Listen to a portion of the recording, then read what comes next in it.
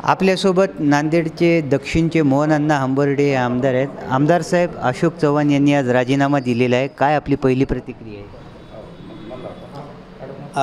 आताच टी व्हीच्या माध्यमातून समजलं, साहेबांनी पक्षाचा आणि आपल्या आमदारीचा राजीनामा दिला आहे.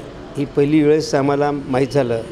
याच्या अगोदर कधीही साहेबांना चर्चा केली नाही, काही याविषयी बोलली नाही. तरी ते साहेबाचं मत आहे, ते नेते होतं, त्याच्याबद्दल आमचं काही म्हणणं नाही. पण मी सध्या काँग्रेस पक्षाचा आमदार आहे. मी काँग्रेस पक्षामध्येच आहे. बरं, या संदर्भात तुमची अशोक चव्हाणसोबत काही चर्चा वगैरे झाली होती का? त्यांनी कार्यकर्त्यांना काही सांगितलेलं होतं का की मी असा निर्णय घेत आहे, किंवा याची कुठे कधी चर्चा झाली का तुमच्यासोबत? तशी आमची कसल्याच प्रकारची कधीच चर्चा झाली नाही. बरं, आता पुढची भूमिका काय आहे? तुम्ही अशोक चव्हाणसोबत जाणार की इथेच थांबणार? नाही, मी तर काँग्रेस पक्षाचा आमदार आहे. मी काँग्रेस पक्षामध्येच राहणार आहे. आणि याच्यानंतर बेचैन वॉच म्हटल्यासारखं सर्व नांदेड